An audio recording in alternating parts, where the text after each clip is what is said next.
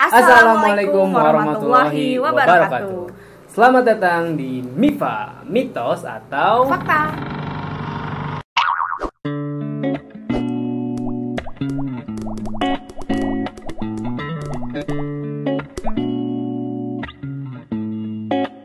Oke, ternyata setelah sekian purnama ya kita tidak berjumpa ya Bu Fe. Betul, Iya Bu Fe kan betul ya? Iya betul. Iya Bu Fe. Kita berarti berapa bulan kayaknya karena enggak sampai berapa bulan juga sih. Sampai ya. Karena kemarin FYI for your information.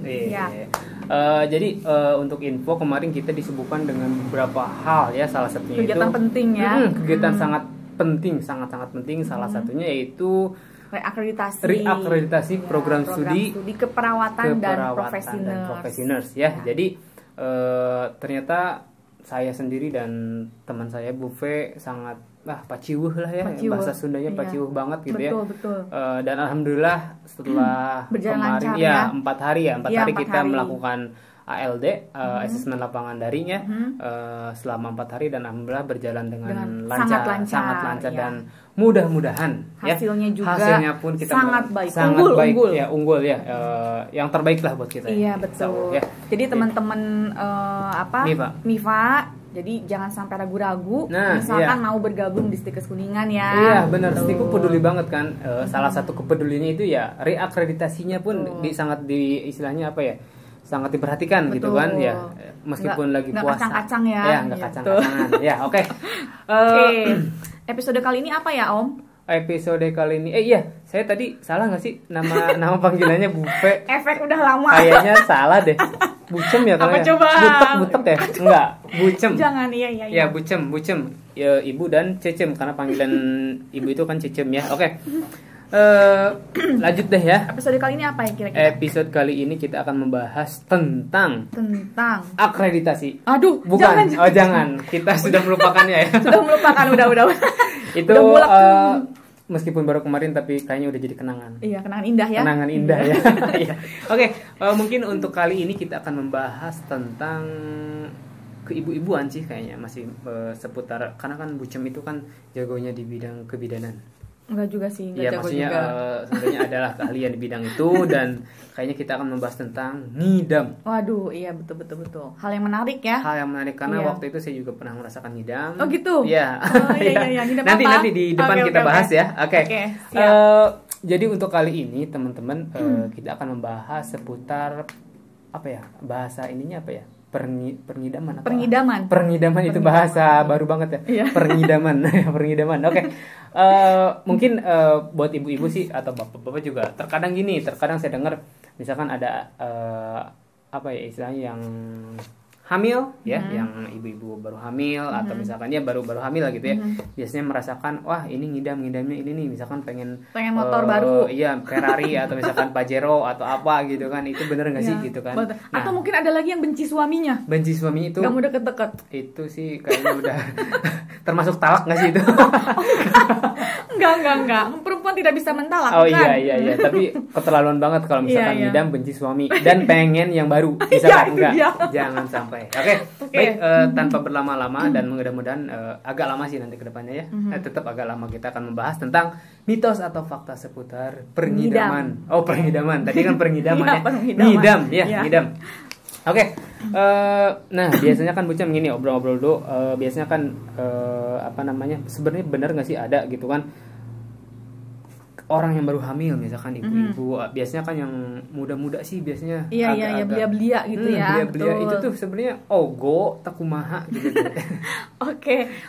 Kalau memang dari segi kesehatannya, terutama kebidanannya, memang ngidamnya sendiri itu tuh sebetulnya mitos gitu ya. Jadi memang nanti kita perlu paparkan mungkin ya secara garis besar lah gitu ya, karena kalau secara mendetail beberapa SKS kayaknya ya. Jadi secara garis besar nanti akan dipaparkan faktanya tuh seperti apa sih kalau yang seperti ini, kalau ngidamnya kayak gini tuh faktanya seperti apa sih gitu. Dan memang itu tuh unik ya. Iya betul. Unik. Seperti buat asik-asikan aja sih, lucu-lucuan kalau pas nanti anaknya udah gede diceritain dulu tuh mama waktu hamil kamu tuh ngidam ngidam loh, pengen mobil Ferrari misalkan betul, gitu, tapi atau tidak kesampaian. Nggak kesampaian, jadi kamu ngeces aja. Nah, ya itu tuh. Nah, pertanyaannya nih gini nih.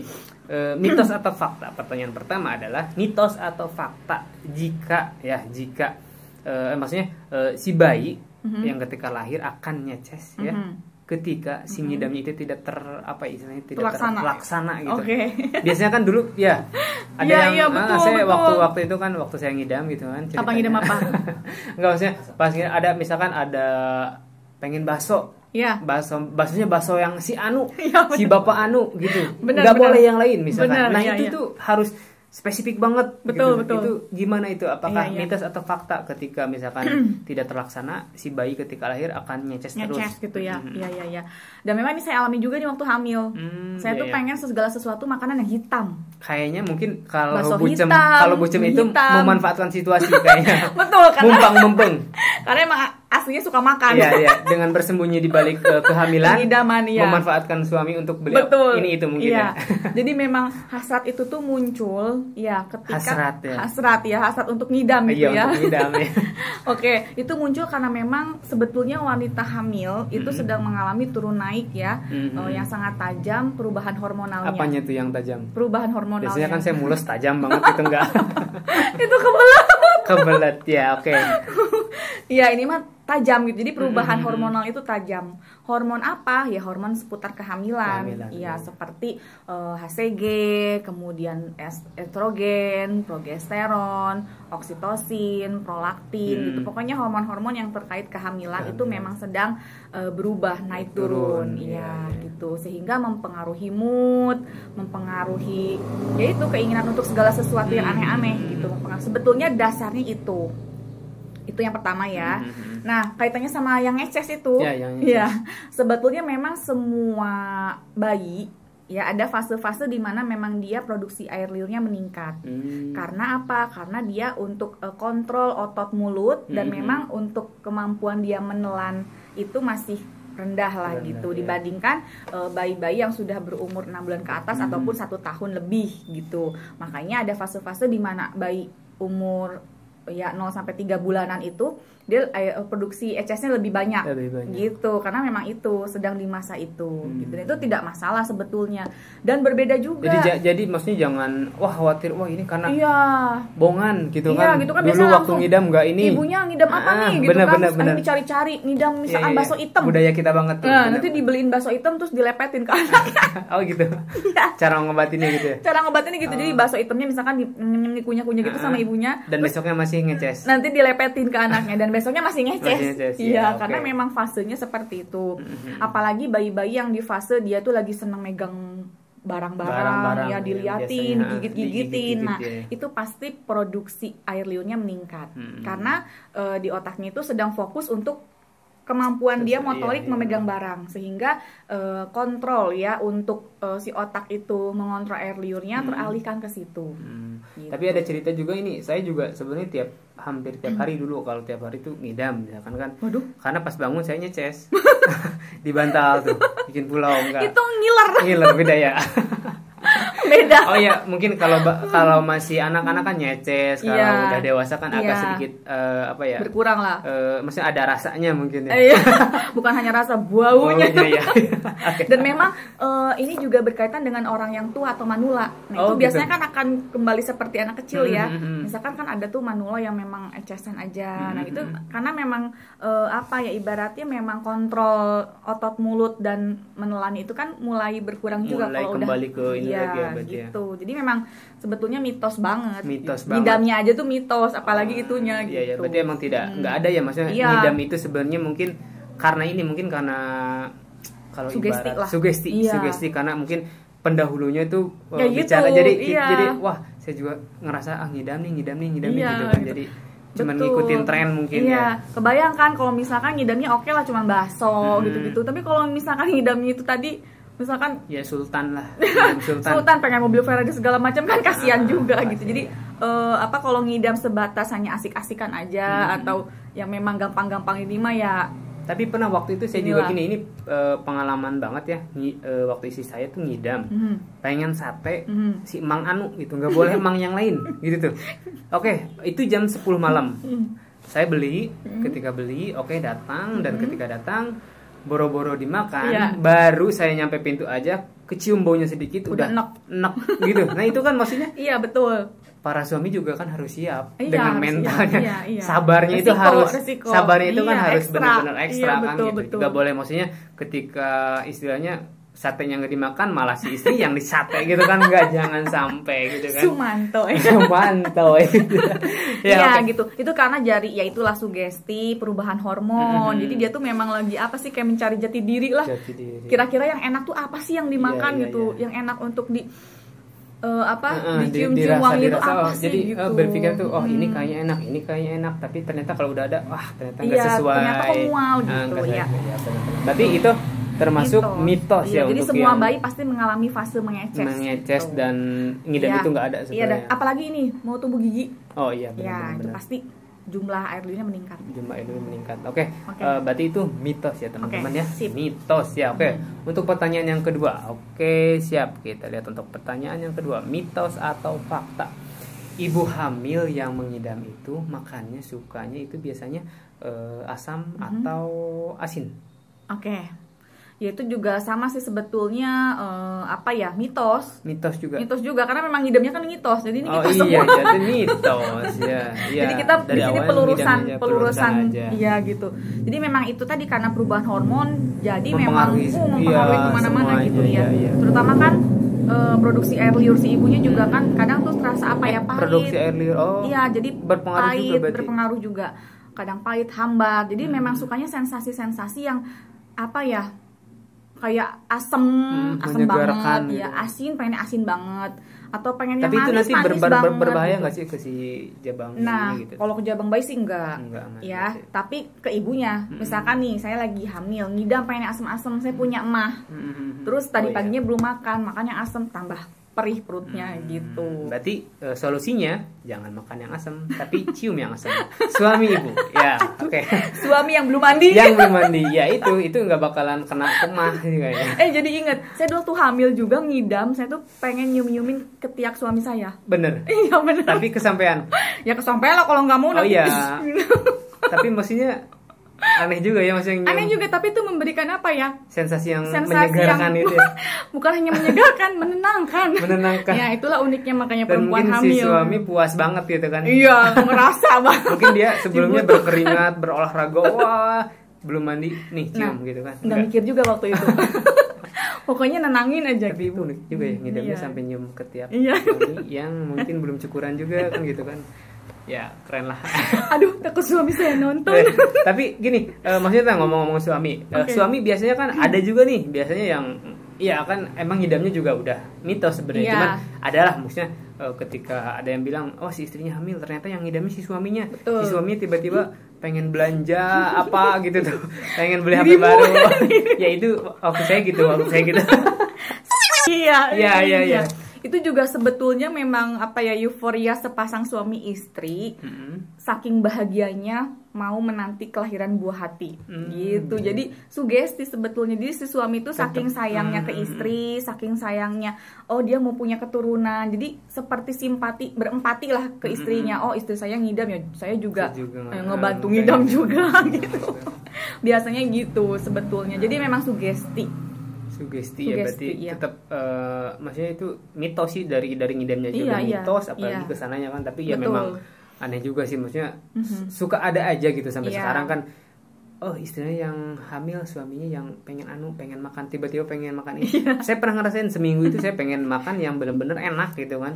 Itu makanan itu makanan emang pengen yang enak ya kayaknya ya. Mungkin kemarin tempe tahu dan mungkin yang waktu ngidam pengen siput gitu ya. Iya. Di juragan siput masuk lagi, cuman saya belum nyebutin merek sebenarnya gitu. Masih siput belum, mereknya belum. Oke.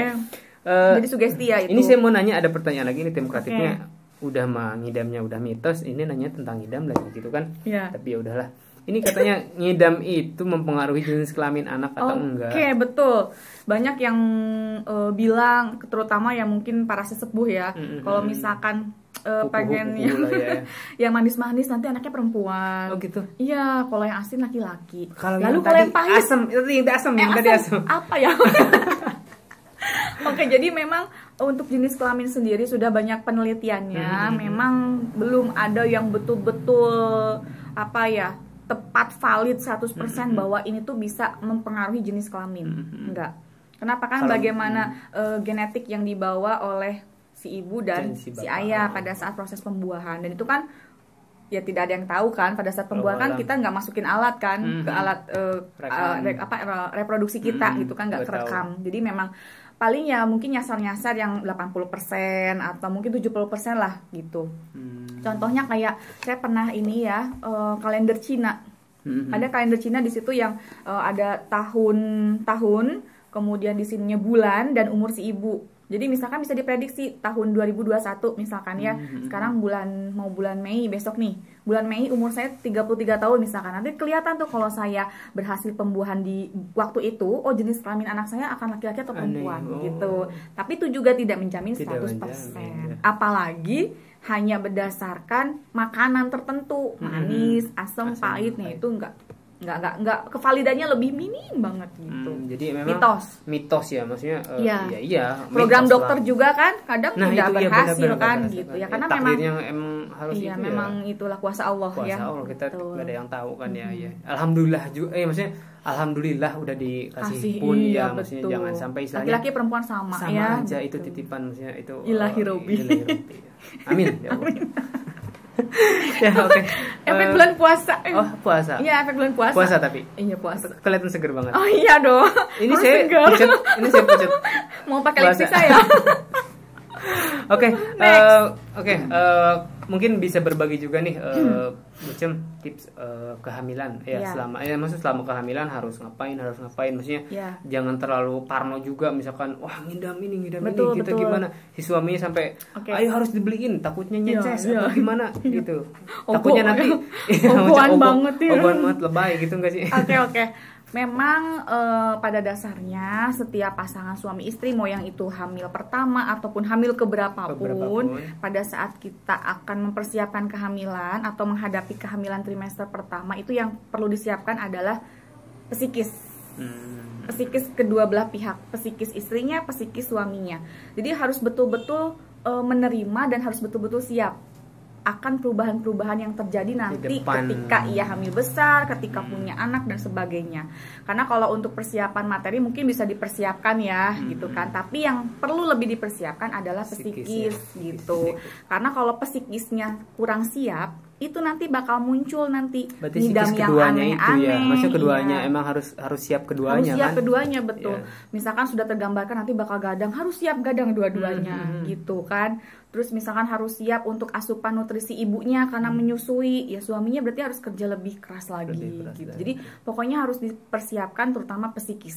Karena awal mulanya nanti kehamilannya akan sehat, akan lancar, akan ngidam yang aneh-aneh, atau dia akan loyo, lemes, itu dari psikis. Kalau psikisnya sudah bagus, mentalnya sudah kuat, insya Allah hamilnya lancar. Kalaupun ngidam yang gak yang aneh-aneh, paling ngidam itu dia tuh sebetulnya ingin lebih diperhatikan sama orang terdekat. Iya gitu. Misalkan sebelum hamil suaminya pulang malam terus nih, lembur, kerjanya sibuk. Nah pada saat dia hamil subuh nggak pulang. Iya subuh atau nggak pulang atau pagi lagi gitu kan. Jadi si istri tuh nyari-nyari cara supaya aku tuh biar lebih diperhatikan gitu sih sebetulnya. Kemudian ya selain psikis disiapkan, juga menjaga pola hidup. Dari mulai makan, istirahat, olahraga paling penting. Tapi Bucem gini, suka ada nih dampaknya, maksudnya dari hamil misalkan trimester pertama misalkan si ibunya itu misalkan mandi gitu tuh, bener gak sih? Dia suka ada malas mandi selama seminggu misalkan, itu kan parah banget sama seminggu gak mandi. Itu sebetulnya sama sih semuanya juga, karena apa ya? Karena pengaruh hormonal pada dasarnya. Kayak mager gitu ya? Mager, jadi memang membuat mood swing. Mood swing. Iya, jadi gitu. Iya gini kalau. Oh iya maksudnya kan mood topan gitu kan. Iya, jadi kadang kalau misalkan dia lagi emang males, mager, dia males ngapa-ngapain. Kadang nggak hamil pun nih kita perempuan. Lagi mau menstruasi aja kan karena suka males mandi jadi mempengaruhi perilaku dia sehari-hari banget gitu. Tapi berarti tips untuk suaminya pun gini, maksudnya kalau misalkan si istri ngidam ya maksudnya ngidam memang mitos kan sebelum itu, cuman bahasa kita kan budaya kita udah ke bentuknya tuh ngidam bahasanya. Maksudnya kalau misalkan ada yang ngidam misalkan kan turutin lah, atau misalkan udah biarin aja, misalkan sampai istrinya tolonglah gitu kan, sampai meronta-ronta tolong beli iya gitu, atau udah ngidamnya aja mitos gitu kan, jangan sampai ini kan. Maksudnya memberi pengertiannya gitu ya, betul ini harus diketahui oleh mungkin banyak masyarakat juga ya, bahwa memang kalau misalkan ngidamnya masih yang rasional, masih yang tidak menyulitkan suami ataupun keluarga, ya sah-sah aja sih. Boleh. Sebagai bentuk kasih sayang sebetulnya kan, sah-sah aja.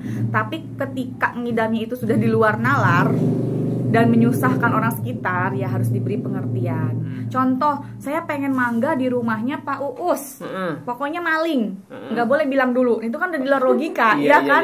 Atas dasar apa coba pengen mangga hasil maling kan? Bahasa gitu. Bahasa Indonesia kalau, mulung apa sih? Mulung bahasa Indonesia apa sih? Apa ya? Ngambil yang jatuh dari pohon tuh apa sih namanya? Ya mulung lah. Ya mulung. Ya biasanya ada kan yang pengen kayak gitu. Itu mending mulung. Ini kalau nyuri, pokoknya pengen malam-malam, pokoknya ngambil, kadang ada yang kayak gitu. Nah itu kan di luar logika. Nah itu yang seperti itu mungkin harus dikasih pengertian sedikit-sedikit istrinya. Kayaknya kalau misalkan ya maksudnya berandai-andai kalau misalkan saya ngidamnya saya pengen kuliah S3 deh gitu. Oh my god, Masya Allah, itu harus didukung. harus ya, kayaknya itu masih harus rasional didukung. Iya rasional. Ya dilihat juga budgetnya kali ya, karena kan kalau kuliah emang pakai daun. Nanti buat kuliah ada, buat persalinan nggak ada gitu kan. Itu kacau juga. Kecuali beasiswa dan yang lain-lain ya gitu. Tapi pokoknya kalau untuk ngidam ke arah yang positif ya nggak apa-apa, sah-sah aja gitu. Ya sebagai ungkapan kasih sayang. Tapi kalau yang sudah sampai menyusahkan orang sekitar, apalagi sampai menzolimi suami, nah itu janganlah, dikasih pengertian pelan-pelan. Iya betul, berarti ya buat teman-teman Mifa ya, kalau buat ibu-ibu yang baru hamil yang merasakan ngidamnya ini aja deh, kuliah di Stiku aja, pengen kuliah di Stiku. Nah kalau itu mah harus diturutin kayaknya. Harus diturutin. Oke. Masuk ya. Masuk ya. Oke, jadi harus mengidamnya minta kuliah aja di Stiku ya gitu kan. ya selain kampusnya juga bagus ya, program studinya pun sudah terakreditasi. Betul. B ya, dan lulusannya pun tidak perlu diragukan lagi. Banyak tamu-tamu yang diundang ke sini juga, yang ke Stiku Podcast ya, ke Stiku Podcast yang alumni, yang mahasiswa pun sangat berprestasi semuanya. Oke. Jadi no kaleng-kaleng. Oke.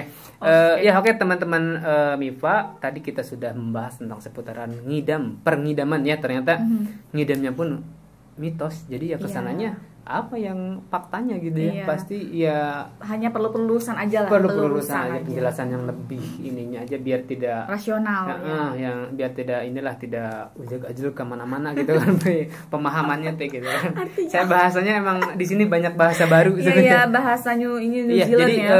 Saya sebenarnya translator sih, nanti banyak yang ngikutin ya, ujug-ajug atau apapun gitu juga ya. Oke. Teman-teman Stiku Podcast lagi lupa saya kebanyakan program sih ini ya. Iya bener, saya apalagi Ramadan ini saya kebanyakan banyak banget double job ya. Bukan double job lagi, banyak banget. Ditunggu THR-nya ya. Kalau diceritain udah nggak usah.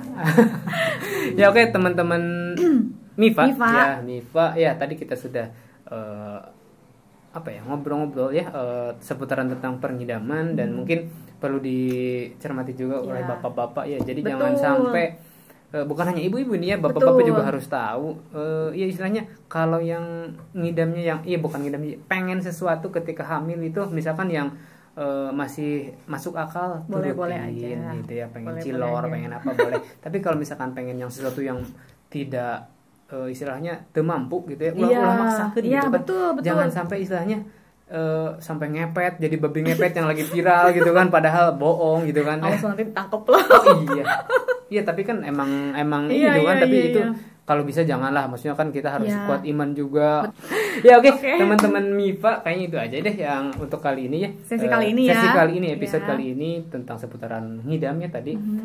Kalau yang kurang paham boleh diputar lagi dan jangan lupa juga like, comment, and subscribe. Oke, betul, itu yang penting. Itu yang penting sebenarnya, dan bagikan juga lah, share ke yang lain biar tahu semoga bermanfaat gitu ya. Bukan bermaksud kita itu menggurui, bukannya kan. Kita memberikan informasi yang yang kita tahu dan mungkin ya sampaikan walaupun 1 ayat. Iya.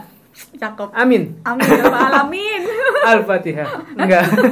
Ya, oke teman-teman Mifa, terima kasih atas waktunya. Mohon maaf bila ada yang kurang berkenan dari kami berdua ya, terutama Bu Cem ya. Kalau saya sih ya biasanya enggak ya. Ini biasanya yang receh gitu ya.